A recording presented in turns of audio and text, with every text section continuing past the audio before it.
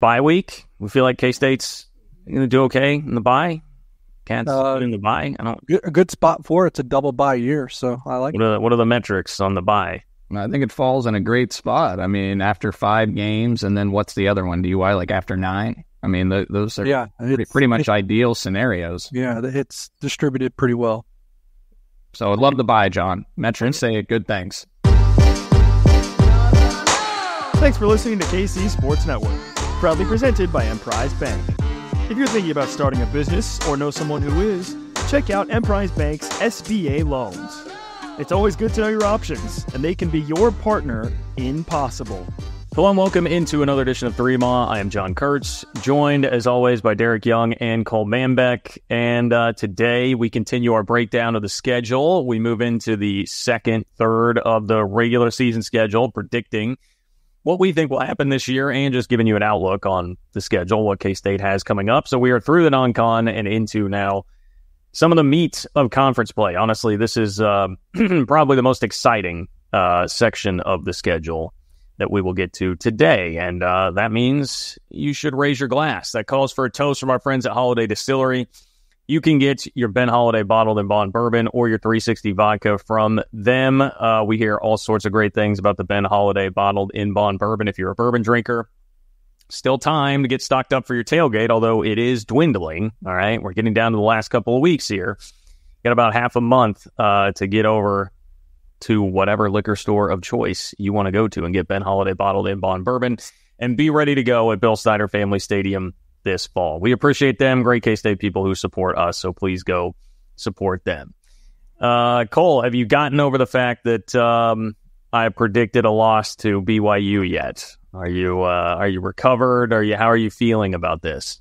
Yeah, we moved on from it. You and I chatted about it yesterday. DY barely had K-State winning. He had K-State winning by 3, so you guys are pretty close. I'm kind of with you in where that game is positioned on the schedule and kind of being in a troubling spot. If we want to recap a little bit, just because it comes right after the Arizona game and just before Oklahoma State, I believe. So but I just don't think BYU is good enough. If they were even like average, I think that K-State could be in trouble.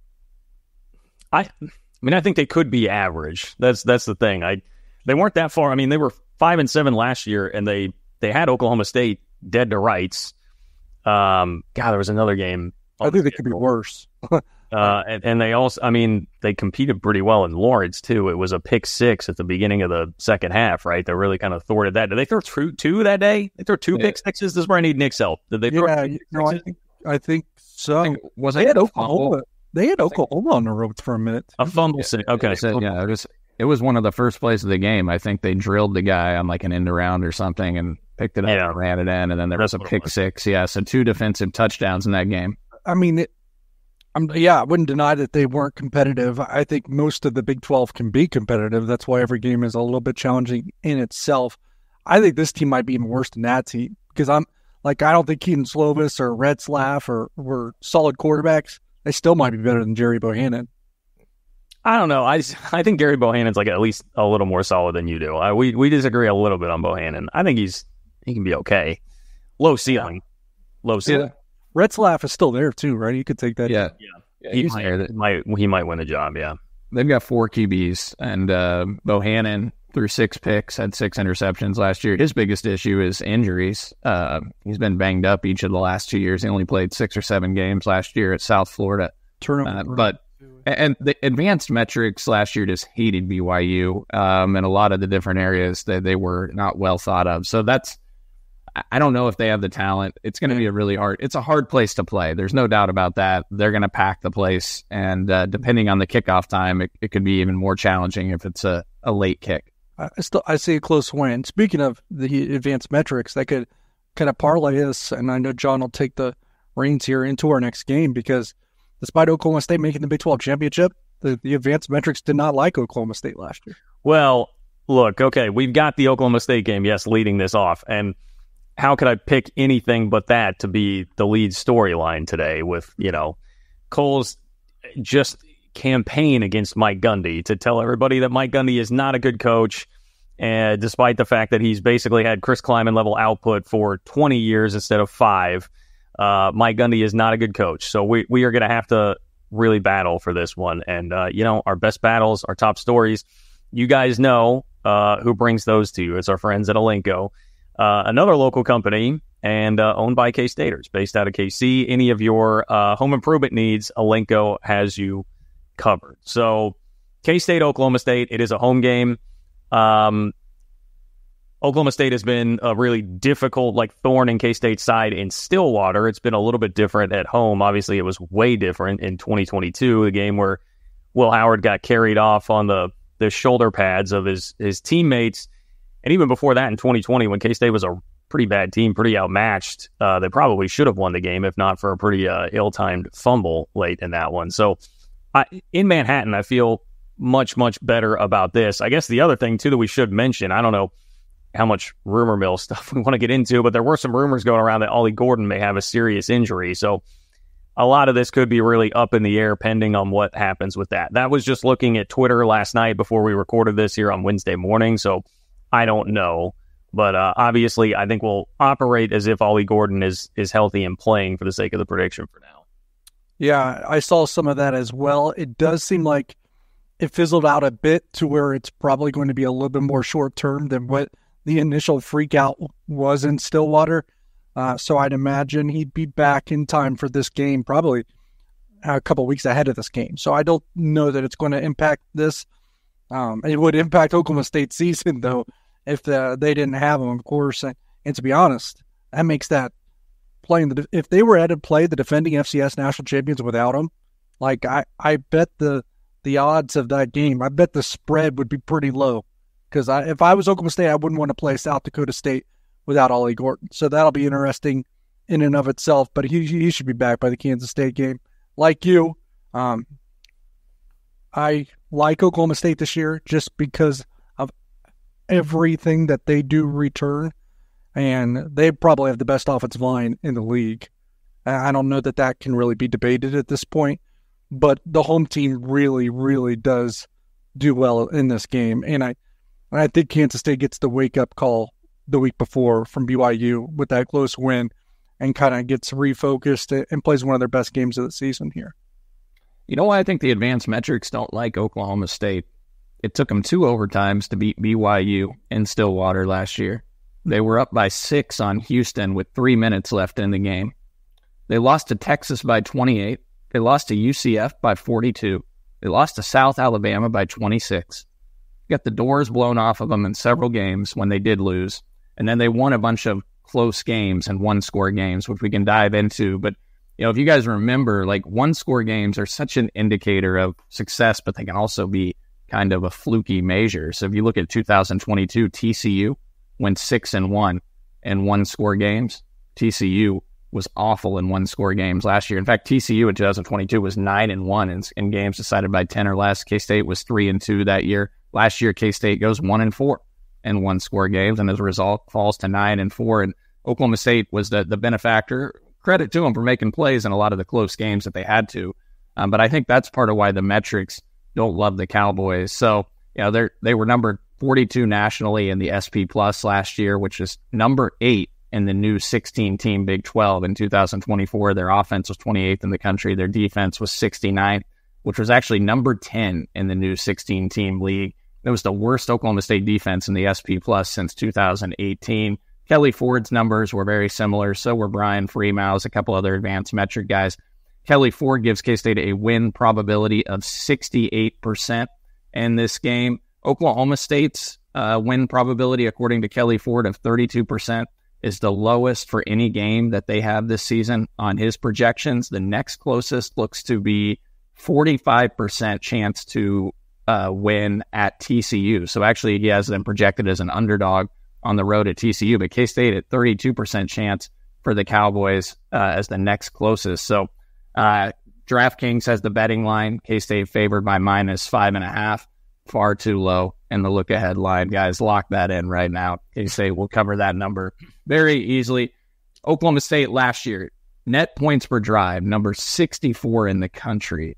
Offensive points per drive, number 59 in the country. That's behind Arizona, K-State, West Virginia, KU, TCU, UCF, Iowa State, and their defensive points per drive ranked number 63 in the country. behind several Big 12 schools. Now, everybody will bring up that Oklahoma State is number 3 in the country in overall returning production, which can be an indicator of success, especially off a team that appeared in the Big 12 championship. They returned 85% of their production overall.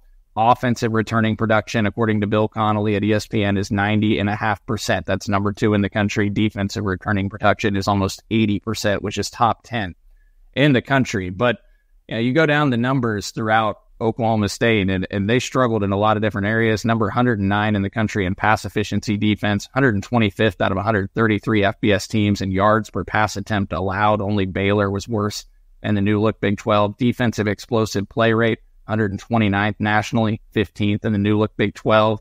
Points per opportunity allowed, 109th in the country. I could go down the list. Passing explosiveness, 115th in the country. And I already outlined the one-score game factor and the games that they won last year and lost. And TCU, actually, I mentioned it. They went 6-1 in one-score games in 22. Last year in 23, they went 0-4 in one-score games. And what I shared on K-State is also correct. So I don't know, man. It's hard to say. Oklahoma State came up a yard short from playing in the college football playoff in 2021. They proceeded to go 7-6 the following season. Last year, they're in the Big 12 championship.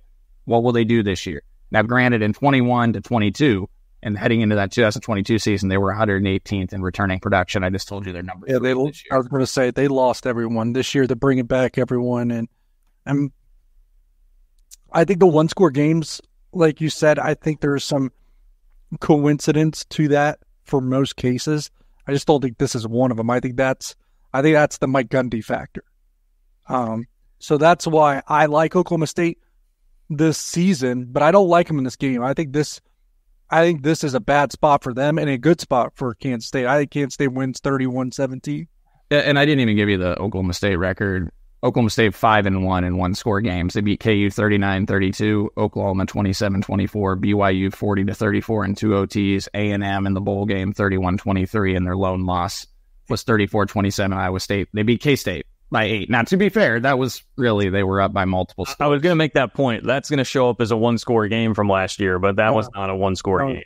Yeah, and just I'm not going to crush teams that play competitive games and win them, because I remember I did the research just not long ago, like a day or two ago in West Virginia, because everyone was like, look what West Virginia did last year, and that's why they can do something this year. And I know we'll get to them, but I looked at it, I was like, well, West Virginia only beat 2 bowl teams, and they weren't good bowl teams, and they lost to Houston. So I'm not going to judge Oklahoma State for what they did against teams like that when people are propping up West Virginia, who couldn't even beat Houston last year. Well, Cole, I've got a question for you.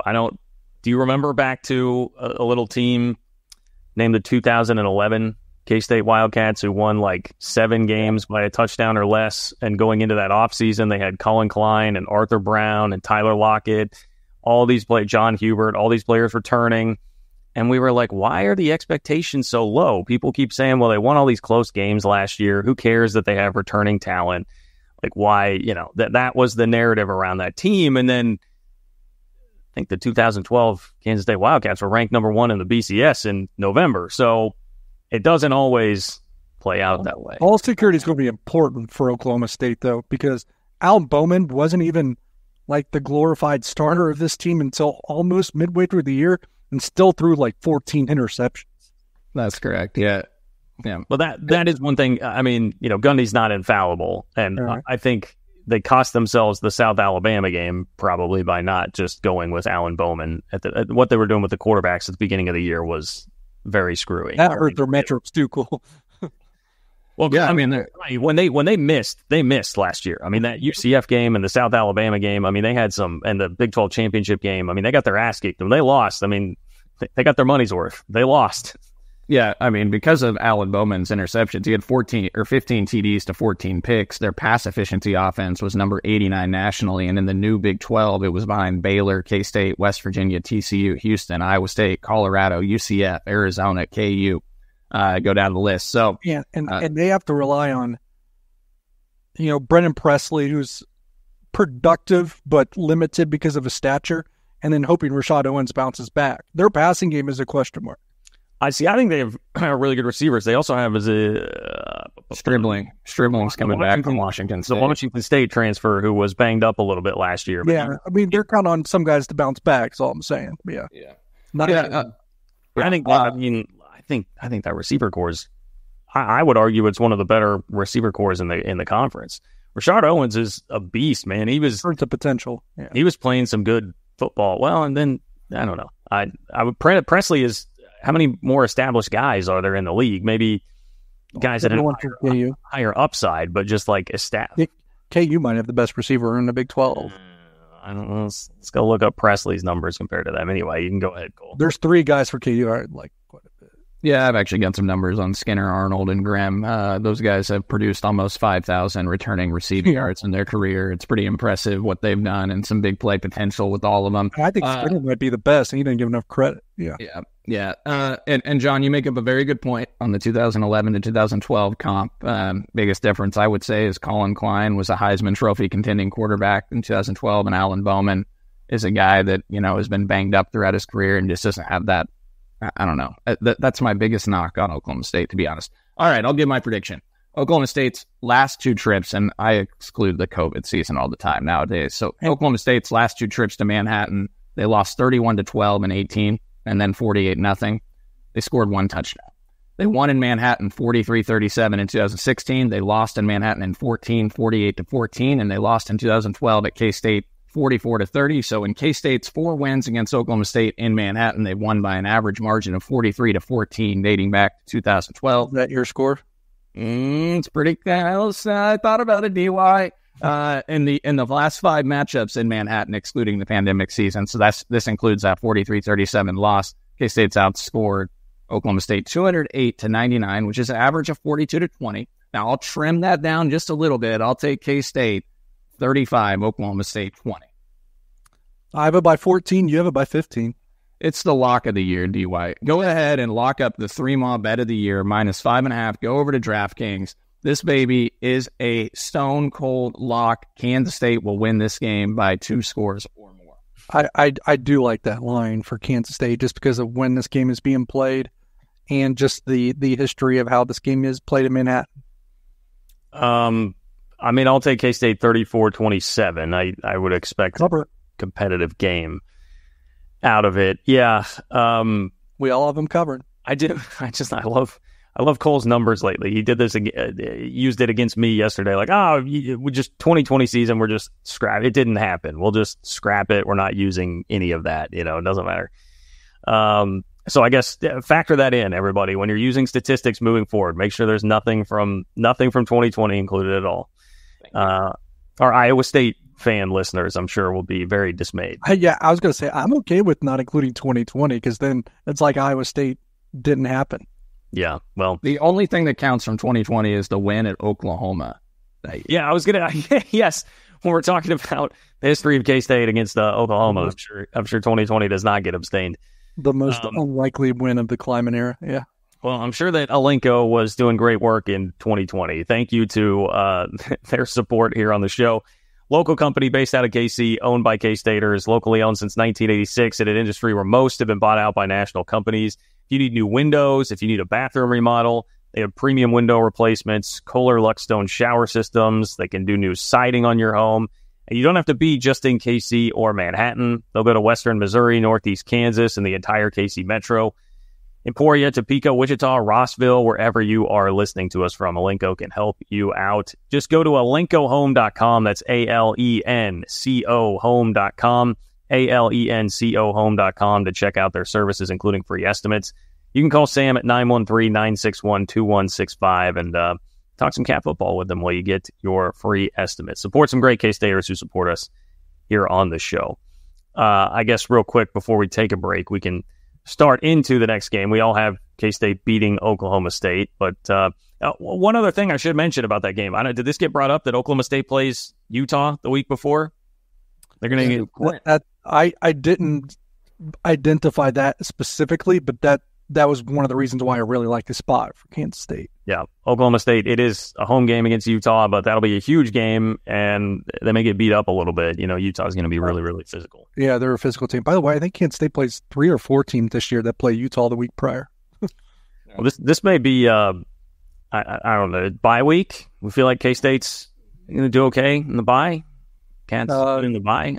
A good spot for it. It's a double bye year, so I like it. What are the metrics on the bye?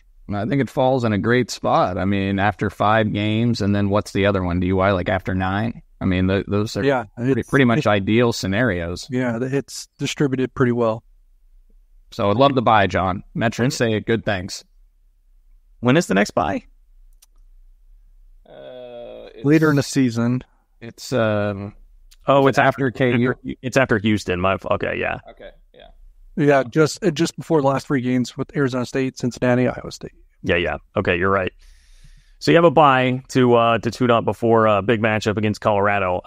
Was it just last show that Derek was wearing a Colorado home field apparel? Yes, I'm not wearing home field today. I am wearing a team gear thing, but not home field. That maroonish red, what could that be? That looks like... It's not maroon. We got the Buckeyes. Shout out Will Howard. Of course, that's Ohio State.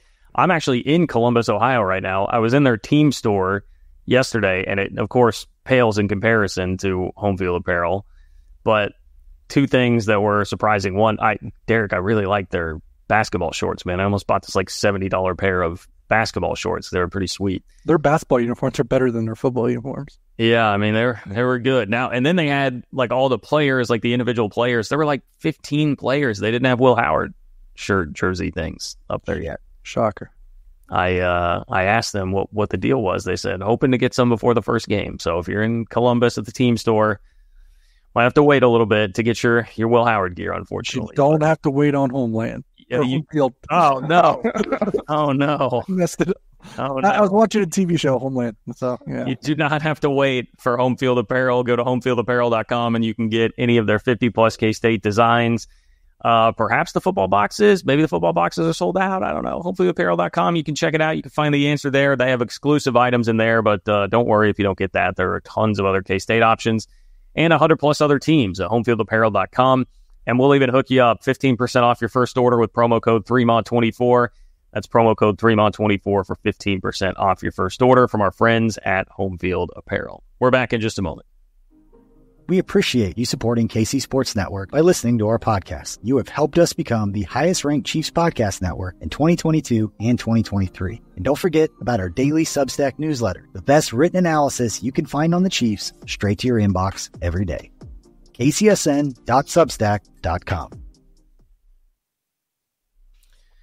Well, we tell you all the time about patreon.com/3maw. If you want to get signed up, get into our Discord. It's just $5 a month. You get extra audio content as well. Cole and Derek have done a great job with some of that, giving you some in-depth football previews beyond what we do here.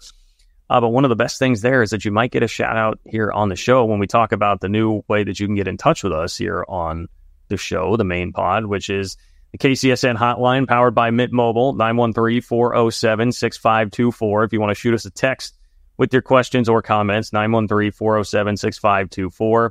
And if you do that with your name from the Discord, then you might get a shout out here. And I do have to say, we have a question. This is exciting stuff. Oh, we do. Oh, well, I forgot what the question was that got sent. It was a little bit of a troll job to get us all triggered again. But what game is the dud of the year for K-State and Chris Kleiman? And can we finally break the cycle of not having a dud? But who was it that sent it? There's no name. We didn't get a name. Okay. Well, I was going to say, because we've had, John Kurtz. John Curry sent a text in the other day, and he is in the Discord. And then Bruce Weber is now in our Discord. So we have a pretty star-studded affair going on there. And if they start sending stuff to this text line too, that sounds like a text from John Kurtz. Yep. It was not. I got to be honest. I start to panic every time I go into the Mint Mobile thing because I'm just like, okay, Nick, please bring up the graphic because I do not for the life of me remember the number. So I have to I'm sitting there waiting for the graphic to come up. I can promise you I did not remember the number. That was not from me. We had a good discussion about the whole dud thing on the Discord. So a lot of the stuff that we talk about on the show, if you want more in-depth discussion about it, it happens on the Discord. So is your dud of the year still BYU?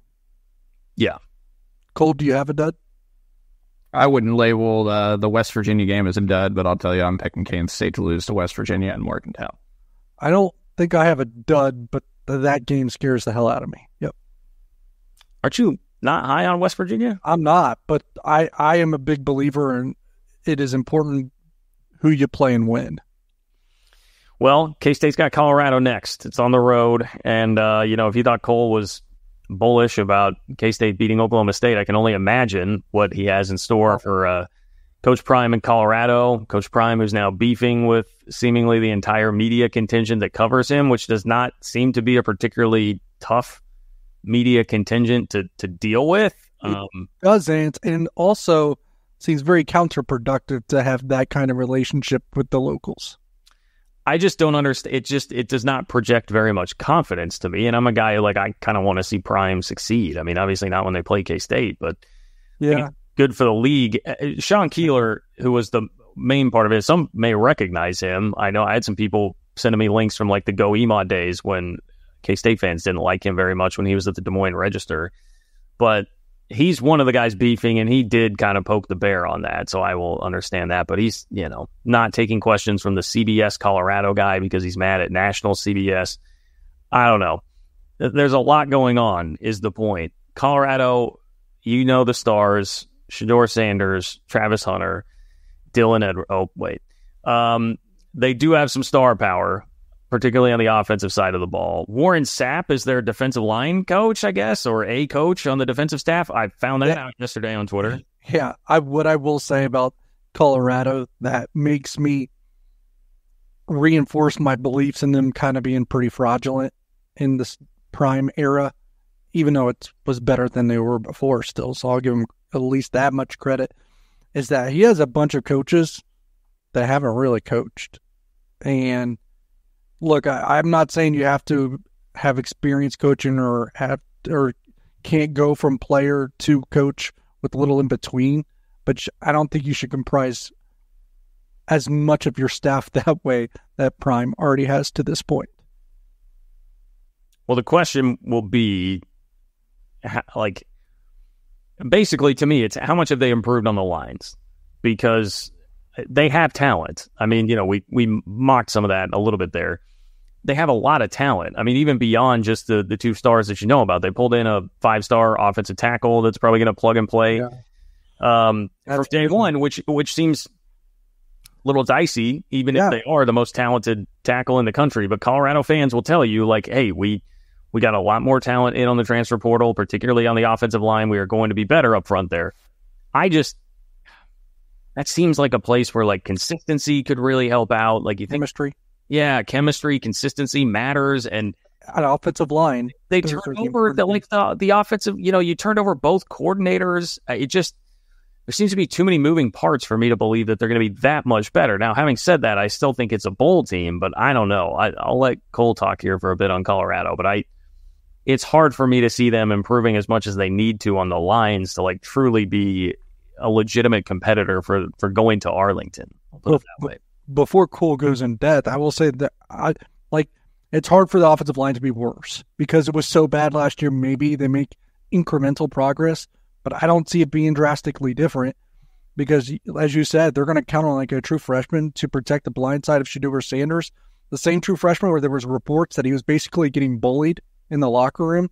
So that doesn't seem like an ideal situation.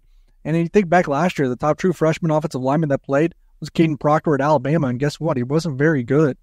He went through a lot of growing pains, and that was at Alabama. Imagine what the situation could be at Colorado, and like you said, basically overhauled and got 5 new guys, which is probably good because you needed to get better. But 5 new guys means you're not working really as a cohesive unit, which is very critical to a productive offensive line. I do think they're better on the defensive line. Let me correct myself. Warren Sapp is a quality control analyst, so in fairness to them, he's not a position coach. Well, then why is he talking? I don't think Warren Sapp's too shy, so, someone that'll let his voice be heard. It's interesting, John. You think Colorado's a bowl team. SP Plus, ESPN projection has them projected to win 3.8 games overall in 2.5 Big 12 games. What do you think of that? Can I comment on that? I think they're going to win 2 or 7. I don't think there's much in between. to me, it does feel like there's too much high-end talent there as long as it stays healthy. I mean, like if Shedeur gets hurt, like all bets are off. And last year, it's amazing that he didn't get more banged up than he did with how much he was being sacked, with how bad the offensive line was. I think they've got enough high-end talent there to like win a handful of Big 12 games if they're going to keep it all intact. But yes, Derek's right. And a lot of this could too be, how does the season start? Like you've got North Dakota State, you've got Nebraska, you've got Colorado State, like all games that are probably losable, all very winnable as well. But like if they get off to a bad start, you've already got this combative relationship in the media, like that will just sort of get worse. So like it could go off the rails pretty quick here, even with the talent, depending on how it starts. I'll say that. Because what if DeQuan Finn clicks at Baylor? UCF could be really good. Then you play K-State. Nebraska is going to be improved. So, and if it goes off the rails, they're not winning a lot of games. Look, you guys mentioned there's no doubt they have high-end talent, especially at the skill positions. We all know about Travis Hunter, who led the country by far in snaps per game last year at 112 plus snaps per game, and the next closest was Cooper DeJean at Iowa at like 85. Hunter playing both sides, and specifically on the offensive side of the ball, 700 plus yards, 57 receptions last year. Jimmy Horn, 58 receptions, 567 yards. Omari and Miller has some talent. And then they brought in LeJante Webster, big-time transfer. LeJante Wester, big-time transfer from FAU, had over 1,100 yards last year. And in his career, 252 receptions for 2,700 plus yards, 21 touchdowns. Will Shepard, 6'3" receiver transfer from Vanderbilt, had 684 yards receiving last year. Over 150 receptions in his 4-year career, over 2,000 yards receiving. And they brought in some good running back transfers as well, but they lost Dylan Edwards. You guys mentioned defensive success rate, 129th in the country last year. That was last in the Big 12. Pass success rate by their opponents, 129th in the country. Defense was a problem. Their rush success rate, 128th nationally, only ran the ball in 35% of their plays, which ranked 132nd out of 133 FBS teams. And the sack rate allowed, because Shedeur Sanders holds the ball also a long time, if you watch him, which does not help a struggling offensive line already. They allowed a 10.6% sack rate last year, which ranked 124th nationally. The scouts do say that, like, and it's weird because, I think the stereotype is so wrong on this, but Shedeur Sanders is almost too careful as a quarterback. Yeah. They think he plays too cautious. It's not surprising. I mean, he only threw 3 interceptions last year. He had 27 passing touchdowns, so I think that certainly could be something. Kelly Ford projects him to be 43rd in his power rating. Offense projected to be 56, defense 106. Returning production overall, number 18 in the country at 71%. That's number 4 in the Big 12. Offensive returning production, number 8 in the Big 12, number 48 nationally. And their defensive returning production is 75%, which is 18th in the country, and number 4 in the Big 12.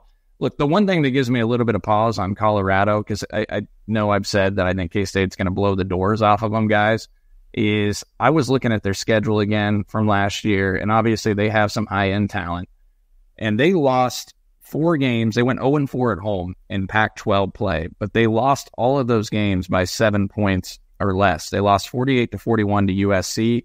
They blew a huge lead against Stanford at home to lose in 2 overtimes by 3. That was an unfathomable bowl game. Yeah. I remember watching that. Yeah. On the flip side of what you're about to say, and it's a good point, because it's like, well, maybe they were better than what we give them credit for.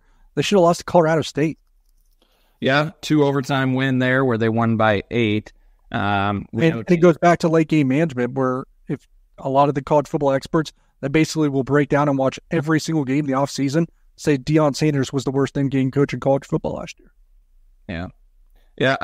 At Oregon State and Boulder, I like that Oregon State team. I think they were good last year. 26-19 loss, and then they lost to Arizona at home, 34-31. So, you're going to get a lot of close games in the Big 12 too. I just don't like taking prime in close games. And I'm not taking Colorado here, guys, but I did adjust my scoring projection in the last couple of days as a result of looking at that. And so I'm taking K-State to win. I'm going to take them 41-31. John, I know I said on the Discord the other day on Patreon, like 52-27. I've adjusted that to a 10-point victory. Now, Kelly Ford has K-State projected 61% win probability in this game. DraftKings has K-State favored to win by 6. You've got the Dylan Edwards factor going on here too, and like the fact that it's Colorado, I think you're going to get a really focused effort from the team. Like they'll be fired up and want to win this game. I would say, K-State like 31-23, something like that. Another one that surprised me last year is like, if there's a team in the Pac-12 that I would maybe compare Kansas State to, at least from a physical in the trenches standpoint, Utah. And Colorado only lost to Utah by 6, and that was at the end of the season when maybe Colorado's folding a little bit. So that one kind of caught my eye to an extent as well. But I think there's a chance like this crumbles on Colorado a little bit more this year even than last year. And I think Kansas State's going to circle that game, kind of like the more of a culture versus non-culture game. And I think that really shows. And Utah probably beats Colorado by more if they have competent quarterback play, and I don't think they got that last year. So I like Kansas State still by multiple scores. I want to say 38-20. So you got them 6-0. I've got them 6-0, and John's got them 5-1 at the halfway point of the schedule. Yeah, and then going to West Virginia, which is I've started to change my tune a little bit on this. I mean, I think West Virginia is like a 7-8. Maybe on the high end 9-win team, but probably more like 7 or 8 win team this year. But that's going to be a tough road trip. And some of it for West Virginia is just this game against K-State's in the midst of a stretch where they go Kansas, at Oklahoma State, at home against Iowa State, at home against K-State, and at Arizona. That's a pretty difficult stretch there. So they may be a little bit weary after going Kansas, at Oklahoma State, Iowa State. Coming into this game, I think that's something that you have to factor in here, but it's always a tough road trip. It's always a pretty rowdy environment. It's one of the best atmospheres in the league. This is going to be a difficult game. West Virginia seems to be a really polarizing team. I get some people that like I respect saying I don't think they'll make a bowl game, and then others who say they're going to be in the Big 12 championship game. So there's a lot of variance here on what people think of the Mountaineers. I look at the schedule and basically the first 5 games, their first 5 Big 12 games, and I don't see how a conference title run is practical. I just don't, because I also think we're overvaluing West Virginia based off of what they did last year when, yeah, they won 9 games, but I don't really give credit to bowl wins as much anymore. And their only bowl wins were, over Texas Tech and UCF, I believe. Those are the only 2 bowl teams that they beat, and no one was confusing Texas Tech or UCF for being anything more than just okay last year.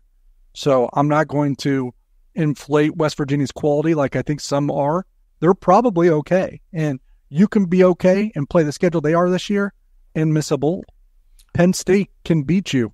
And then your first 5 Big 12 games, and John kind of laid it out, is KU, a top 5 Big 12 team, Oklahoma State, a top 5 Big 12 team, Iowa State, a team that can be in the top 5 of the Big 12, K-State, a top 5 Big 12 team, and Arizona, maybe a top 5 Big 12 game. Like, they play 5 of the top 6 teams in their first 5 Big 12 game. The only one they don't play is Utah right there. I'd be curious what Cole has on their returning production, because I know that's going to be really high, and that's what a lot of people are really high on. Yeah. Bring, especially like skill position players and most of the offensive line basically all back. And there's a lot of hype around Garrett Green, who, was kind of a revelation last year and was a pretty good quarterback. I've even seen some given some like Johnny Manziel sort of comps to him in the way that he plays. I don't know that I see that kind of a ceiling with him, but I do think he's a pretty good quarterback. So I don't know. I'm curious where you fall on West Virginia, Cole. I think those guys are getting propped up too much because of last year. But yeah, Cole, go ahead. Yeah. So DY, to your point, number 39 strength of schedule, which doesn't sound all that high, but that's the best among all 16 teams in the Big 12 per Bill Connolly. So West Virginia is playing the toughest schedule in the Big 12. And our 4 teams in non-con too. Yeah. Returning production overall 67.8%. That's number 32 in the country. It's number 6 in the Big 12. Now on the offensive side, they returned 79%. That's number 14 in the country and number 3 in the 16-team league. Defensive returning production under 57%, number 86 in the country, which is number 13 out of 16 teams in the Big 12. Kelly Ford's projection rating for them in the power ratings, 35th team in the country. Offense ranked 25th. Defense ranked 51st in the protectability. Kelly Ford has K-State's win probability in this game of 52%, which is K-State's lowest win probability of any of their 12 games on the schedule. Iowa State is the next closest and Ames at 58%. The SP Plus ranking projects them number 34 team in the country, projected to win just under 7 games overall and just under 5 Big 12 games. Garrett Green, you mentioned it, John. I mean, Green, he's a dynamic player. He's an explosive player. Bill Connolly had a write-up on him as well. 16.4 yards per completion. That was one of the highest marks in the entire country. He averaged 6.4 yards per rush. That was one of the highest marks in the country as well. So an explosive team. And where I get a little bit concerned about this game from a K-State standpoint, guys, and by the way, Green ranked second in the country with 16.4 yards per completion and number 9 in the country at 6.43 yards per rush, number 3 among quarterbacks in yards per carry. Where I get a little concerned about this game, not only is it a tough situational spot, because you mentioned it, Oklahoma State, then you got Colorado and Boulder, a big game that's going to be amped up. Then you go to Morgantown, play that game, and you got your rival in KU on the heels of that. And so this is a tough ask. Solid Verbal calls that the letdown look ahead sandwich maybe. Yeah, it's a rough spot. And where I get a little concerned in addition to that on the field standpoint is K-State. And I think this defense for K-State is going to be really good. We've heard by all accounts defense is well ahead of the game right now and that they have the potential to be really, really solid, potentially even elite.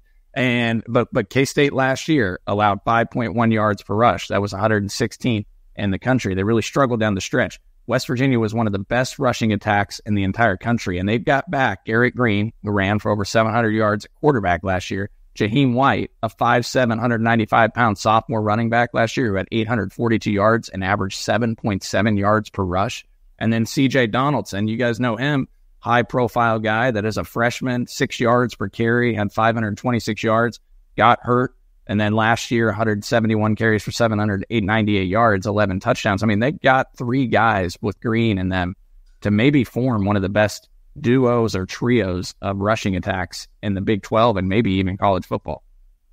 Yeah, but to be honest, I think that'll probably make it a low-scoring game too because that's what they'll try to do. But I think the defense will be up to the task for Kansas State. And these kind of trap games, especially big-time road games, typically your youth and inexperience shows, and for Kansas State, that's on the offensive side of the ball. I think West Virginia wins. I don't love West Virginia, but I love this spot for them, and I hate it for Kansas State. And I think it's really low scoring because I think Kansas State's offense kind of just doesn't ever put it together in Morgantown. I'll say West Virginia wins real low scoring, 19-13. Yeah, I've got it 24-23 West Virginia here. I've kind of flipped. I've been sold a little bit more on West Virginia. I still am not totally sure they're going to really threaten for the Big 12 title, but I think they can win 8 games, even with the schedule becoming more difficult. And this is just a really tough place to play. Situation's already been explained. So I'll have K-State losing their second game of the year here. And look at me. I'm not the homer that everybody thinks. I've got West Virginia beating K-State. I got K-State losing a game, guys. I don't have them going 15, 16-0. I've got them losing in Morgantown 27-24. Wow. All right. Well, you want to be first out of the chute on the prediction for the Kansas game because I know that you do have to run. That will, of course, be the next week. Yeah. Kansas, we know the story with them. A lot of offensive talent. They have a new offensive coordinator that they're breaking in. That will be a question mark, kind of like what K-State is dealing with. They have a fabulous quarterback who the health is always the question mark there. This is fairly late in the season. So I'm sure that will determine a lot of where Kansas' season is at by this point. They're also not going to be playing home games throughout the year, which I think could start to add up on them a little bit. But to me, Kansas is a bona fide, legitimate threat to win the Big 12. They are. If they are healthy, they are. Yep. Yeah. I mean, everyone knows they were number 25 in the SP Plus last year, final SP Plus. They're number 3 in the new look Big 12 behind only K-State and Arizona. Offense was 17th in the SP Plus. Defense was 62nd. Kelly Ford's projected power rating has them as a number 26 team in the country this year, and the offense being a top 20 unit, defense being top 70 in the country. He projects them to have a 70% chance to win 8 games or more. We also know they were number 12 in the country in offensive points per drive last year at nearly 3. That was behind only K-State and Arizona in the Big 12.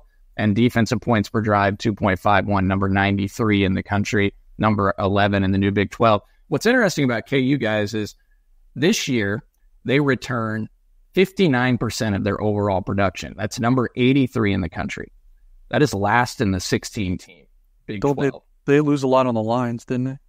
Yeah. Now, people, I think, probably have a perception that they return more because they're so good at the skill positions and return Devin Neal and the trio of wide receivers, and you got Jalen Daniels back. So part of the returning production is based off the fact that Jason Bean's gone. But Jalen, Fairchild's gone at tight end.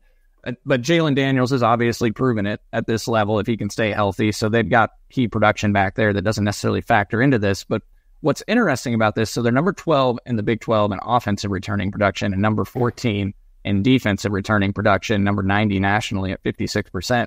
But in 2023, if you guys recall, they returned 85% of their overall production. It was the second most in the country, and they returned the most production on the offensive side of the football in America at 91% last year. So this is a big adjustment that they lose a lot of guys here. Kelly Ford has K-State's win probability at this game at 71%. DraftKings has a line of K-State favored by 6. SP Plus ranks KU or projects them as the number 33 team in the country. So, look, they've got a 6.4% chance to win the Big 12, 6th best odds in the league, according to Bill Connolly and the SP Plus metrics. I think an interesting thing about this team, like we know about Devin Neal, over 1,000 yards rushing each of the last 2 seasons, over 6 yards per carry both years. He ranked number 15 in the country in yards per rush last year at 6.3.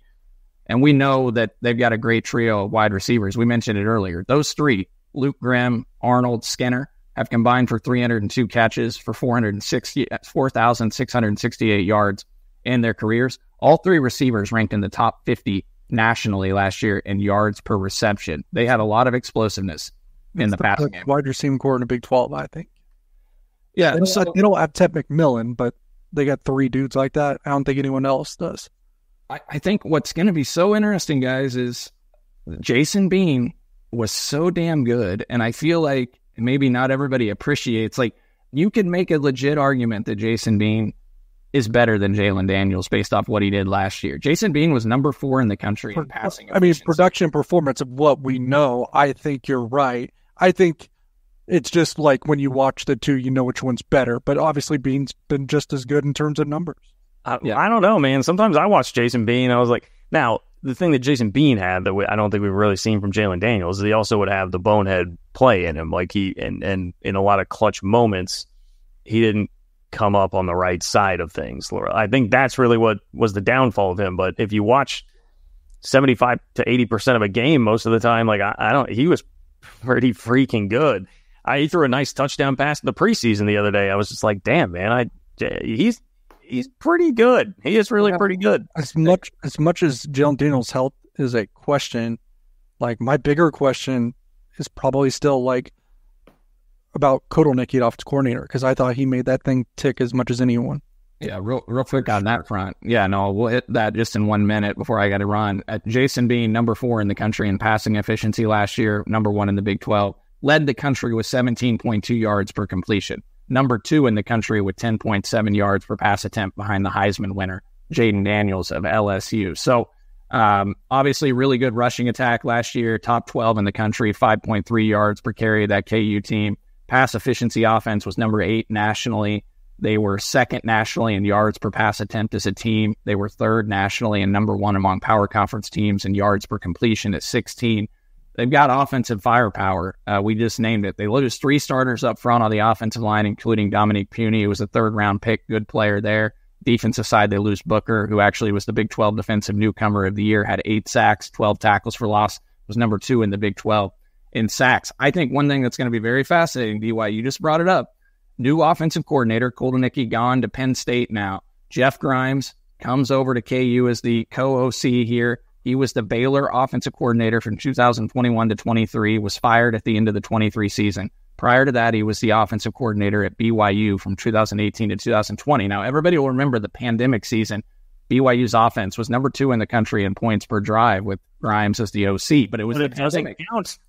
Exactly. You're getting the hang of it. You're getting the hang of it, John. So we throw it out. We throw out the 2020 season when BYU went 11-1, and we look at this. The Baylor offense last year was 101 and points per drive. They were a mess. I don't put all that on Grimes. I put a lot of it on Dave Aranda. Rushing play percentage last year, they only rushed the ball on 44.8% of the snaps. That's 112th in the country. 3 yards per carry, 122nd nationally, number 15 in the new look Big 12. Running the ball was a characteristic of Jeff Grimes' offenses before that. They ran it number 18 most in the country in 2021 at Baylor. But if you go down the list, 2023 at Baylor, 101st in points per drive, 78th offense in the SP+. 2022, 2.59 points per drive, number 39 in points per drive, number 27 offense in the SP+, and the 21 offense commanded by Grimes, 2.49 points per drive, 42nd nationally, 41st ranked offense in the SP+. We skip the pandemic season and go to 2019 at BYU, number 69 in points per drive, number 69 in SP+ offensive ranking, and 2018, number 59 in points per drive. So, I don't know, man. I think Grimes is solid, but I don't think he's Kolonicky, right? So, how different is this KU offense? Are they as explosive? What changes? Oh, I better give my predictions. You got to predict the game, man. Yeah, I got to run. I apologize. I think this will be a relatively close game. It'll be a great game, and I'll take K-State to move to 7-1 and win their 16th straight game against Kansas. I'll take K-State to win 37-30. Okay. All right, so long, partner. All right, I can't wait to listen to what you guys have. You better not have K-State losing this game when I re-listen to this show, all right? No, that's not. They'll be out to pay. You're not going to like my last loss of the year for K-State, but it won't be Kansas. I know what you got. Yeah. Peace, guys. All right. I will just say the offensive coordinator thing I think is really interesting because K-State and Kansas are in very similar positions. Kolonicky and Colin Klein were like really similarly thought of, like kind of, up and coming, younger, like hot offensive minds. They both go to similar places in terms of stature and where they're moving on to. KU hires Jeff Grimes, who's like, you'll find Baylor fans who will tell you he sucks. Some BYU fans will tell you he sucks. Some who will tell you he's awesome. And then K-State goes and gets kind of a name that's been around the Big 12 before, and Matt Wells. You'll find Texas Tech fans who tell you he sucks. You'll find Oklahoma fans who tell you he's amazing, or people around the Oklahoma loved him. Yeah, Oklahoma people loved him and said he was great and provided a lot and helped them out a lot last year.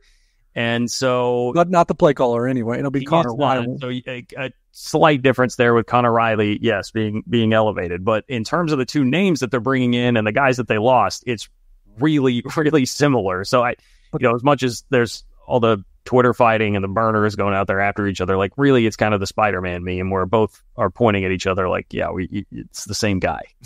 And they couldn't have went a little bit any more polar opposite in terms of play calling responsibilities, though.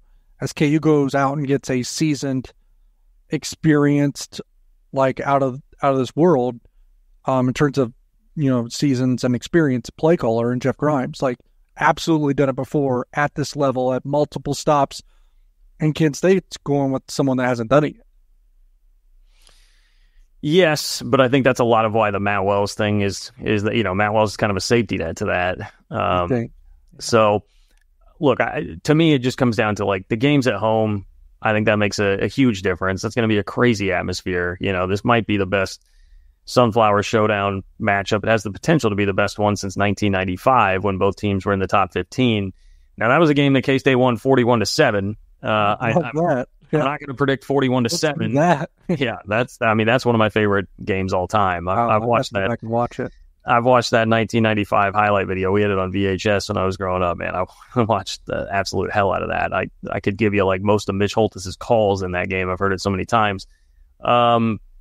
I'll take K-State. Like, I always wind up right around that 30 mark. I felt like the offense is always hitting 30. 30-24. I think Kansas can be just as good as K-State if they're healthy, all things being equal, except for maybe on the defensive side of the ball. Like, I don't think KU's defense has the same depth and upside as the K-State defense. But at the end of the day, I think that matters.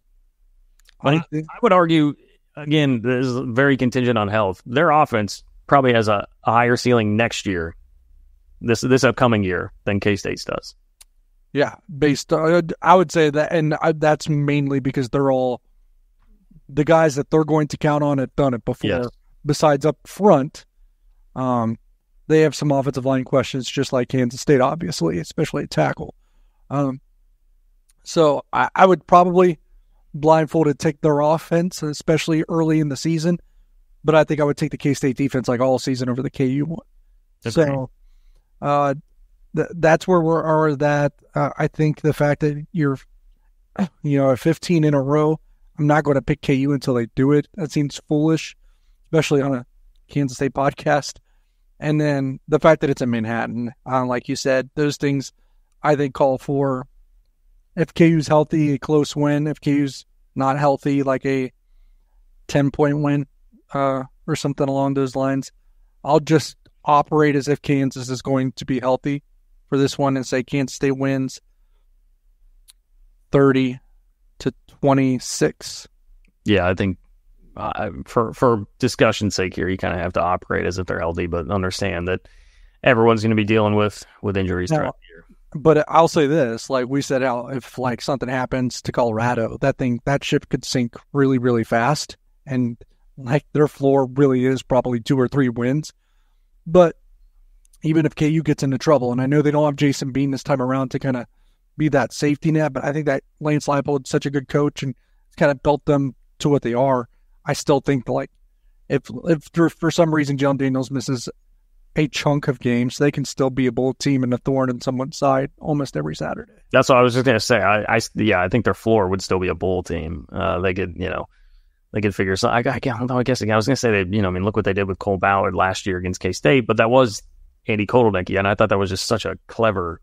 Yeah, but you can't do that for more than a week either. Like, that's not a sustainable plan. Well, it may be what's the Nick is Marshall?